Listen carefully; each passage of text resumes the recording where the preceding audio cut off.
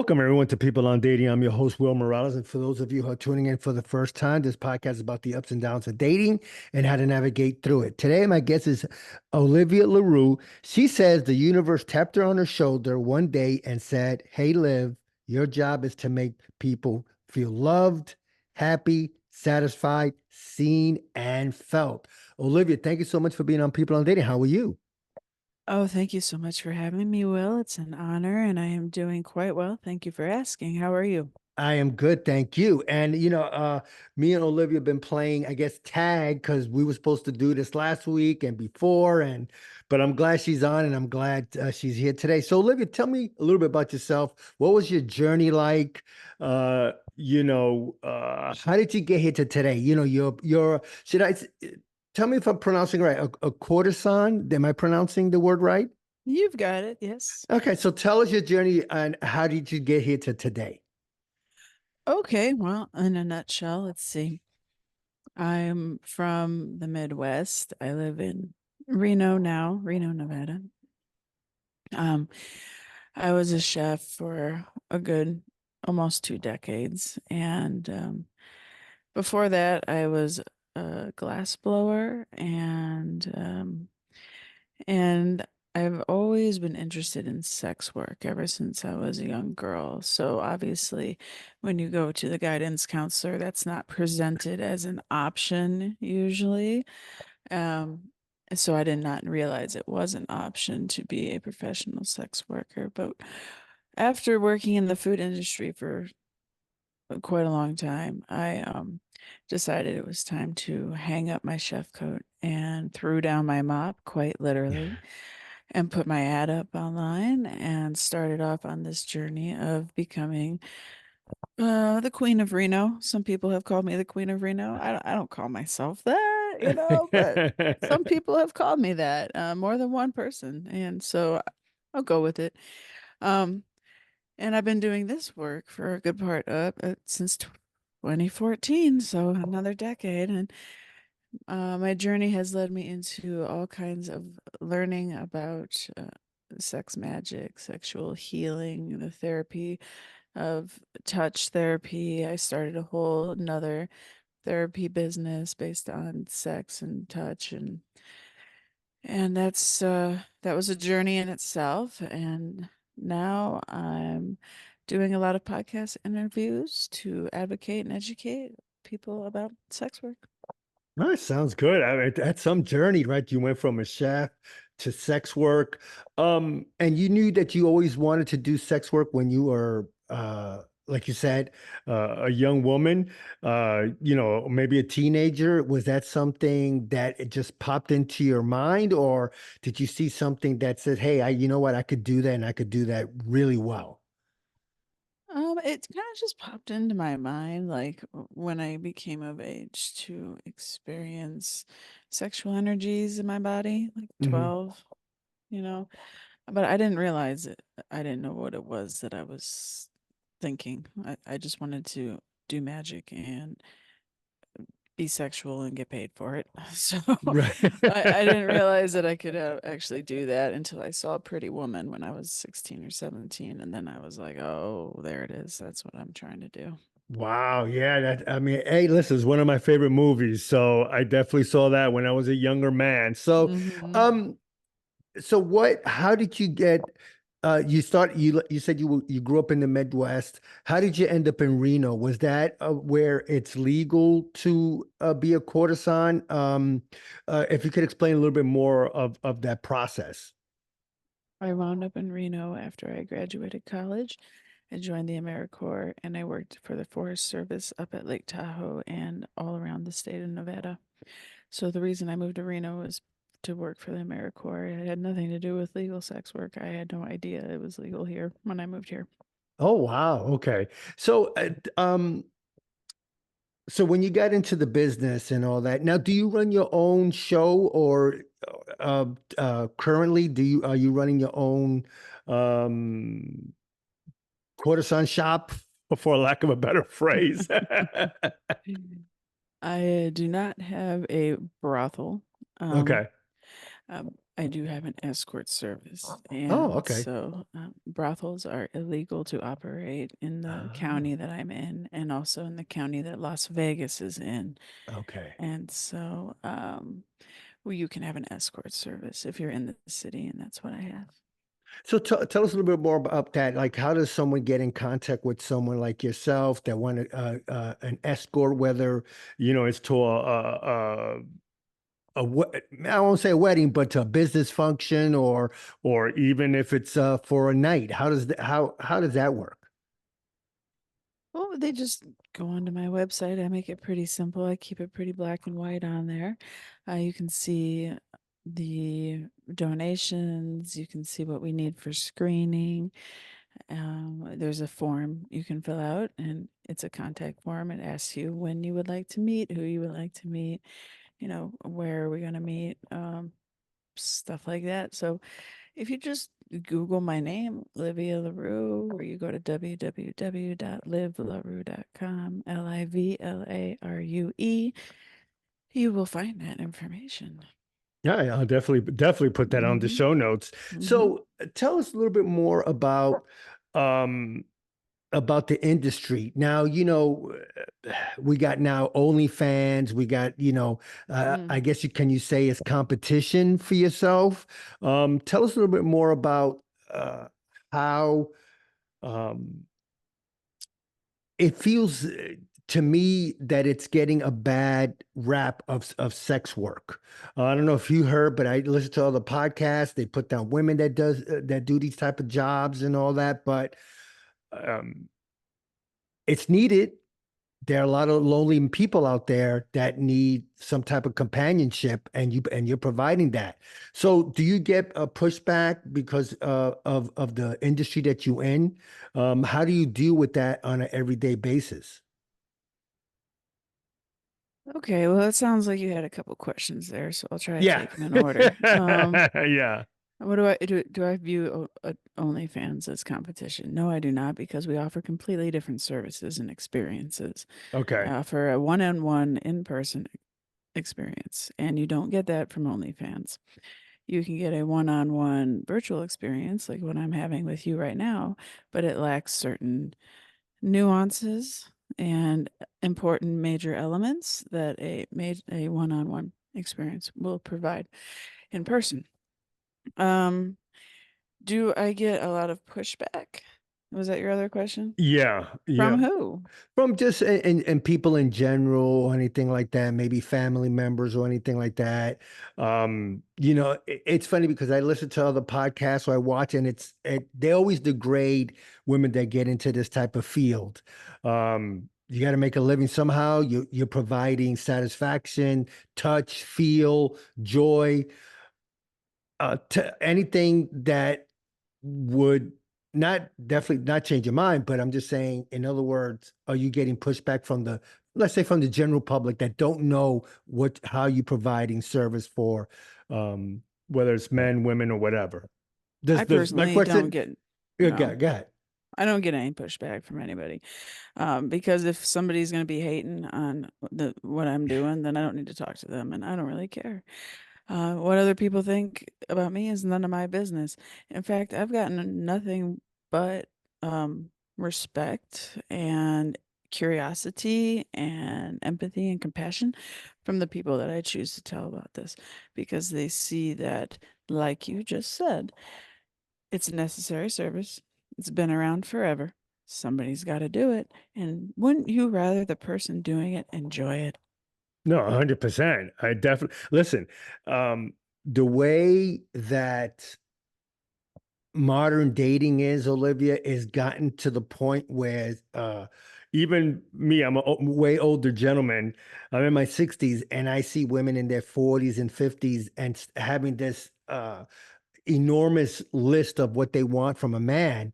Uh, I saw a video one time where a man says that he'd rather pay someone $200, spend the night with her, and then just go home because there's no headache. So I think the service you provide is definitely necessary, especially if you're dealing with the modern dating society that I a part of because I have nieces and nephews that are in their 20s and they say dating sucks. Mm-hmm. Yeah. So can you talk more about that? Like what have you heard about how modern dating is and how awful it is because men and women seem to be at each other's throats in terms of of of the standards that now men have just as bad as women have. Yeah. Yeah. Modern dating. Definitely. I work with a lot of people around that in my therapy business Mm, because of the way that younger generations is coming up, and there's the screens involved, and socializing in person is not practiced as often as it used to be in the older generations. And also porn addiction is really bad, and that can definitely ruin a relationship. So I deal with that in my therapy business a lot. But just like you were saying, sometimes it's just easier to have a transactional experience and get what you're looking for and not have to put in all the effort of searching and having these back and forth and the texts and the meeting somewhere and all this. It's just so much. It's like, how much is your time really worth? You might be throwing down $500 all at once, but you're going to get exactly what you want. And then you right. both get to leave and you don't have to worry about texting or calling or like, what is she thinking or any of that because that's not part of it at all. So, eh, for the person who is looking for a certain thing and they don't want to waste a lot of time, and they got the money to spend, it's kind of perfect. Escorts save marriages for sure. I know that. Oh, talk more about that. That's interesting. Yeah, people get married and then they've been married for so long that their sex life suffers for whatever reason. Um, it's just easier to stay married than it is to get a divorce or to have an affair. To have an affair and then risk losing everything that you've built with this marriage because a marriage is a business contract, really. Yeah. And people have a lot of stuff tied up in their marriages. It's just easier to see an escort. She's not going to cause any drama. She's not going to, try to get married or anything crazy or try to get you to get divorced. It's like black and white. Um, how does emotion come into play in the services that you provide? Has any people that work with you or work for you ever ended up having feelings for another person and you say, hey, snap out of it? Does that happen? I could see for a man, maybe, they're looking to get their rocks off. Okay, they could come and go, but do feelings come into play? Where someone ends up liking someone a little bit more than they expected. Oh yeah, that happens a lot. It's usually the clients that get those feelings for the working girls, typically. The working girls, we've built up a compartmentalization process that pretty much eliminates any of those feelings. Yeah, We can still have love, compassion, generosity, and caring and empathy and all those things, but we just don't feel the need to have a relationship outside of the transactional boundary. right. Um, but sometimes the clients, they can't help it because uh, you know, they just can't help it. I mean, a lot of the girls are very, very beautiful, charming, well spoken, Yeah, they're gorgeous and lovely, and it's hard not to fall in love with them. I've yeah, definitely, I mean, I fall in love with all of them. I love them all. So, right. yeah. So, so, uh, so, how do you let down the gentleman that fell in love with one of the girls? Because that's got to be some type of conversation to have, especially if a man is falling in love and trying to get that girl out of that business and say, "Hey, I could take care of you. I could do what they provide in finances. I could do that for you." Again, does that come into play? That doesn't really happen as much as you might think. It's kind of the thing for the movies. Sometimes, Yeah, sometimes it happens. Sometimes it does but happen. rare. It's rare, and if that happens, that's a heck of a deal. So, I always tell them to weigh their options, pros and cons. Yeah. Now, Mhm. for you personally, Olivia, and we're talking with Olivia Larue. You can call her Liv. We'll put all her information on the show notes. Have you gotten feelings for someone and you said, whoa, wait a minute. I'm here to provide a service to help people out. Have you gotten into that a situation where you might have felt something for someone? Well, I love all my clients, of course. I love Okay. them all, you know. Yeah. I love them all dearly, and they're all very sweet and kind. And shout out to all of you.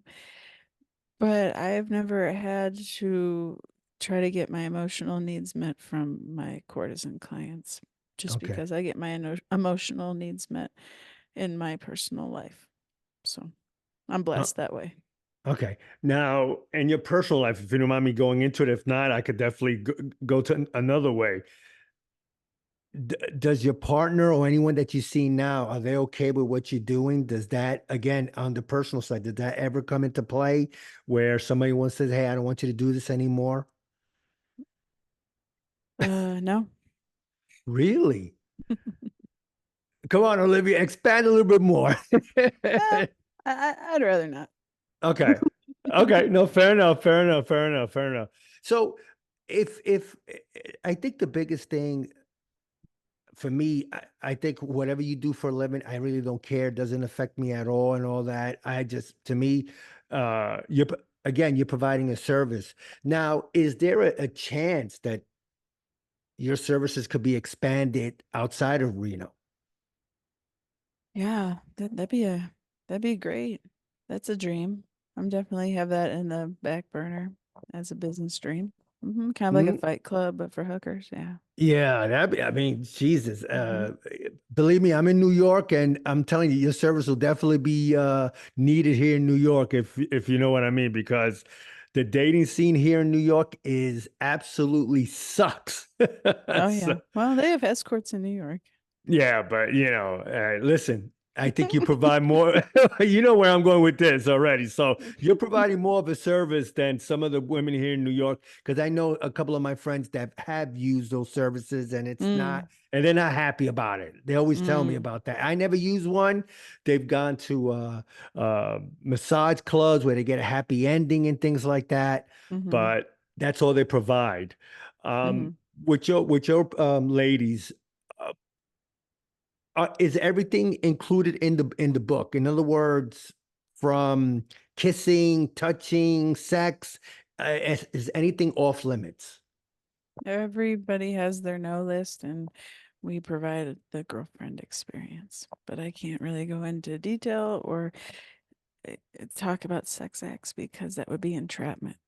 Ah, gotcha. Okay. No, no, fair enough. Fair enough. Yeah. So, Olivia, where do you look in the next, let's say, 2, 3, 4 years? What are you looking to do now with the business?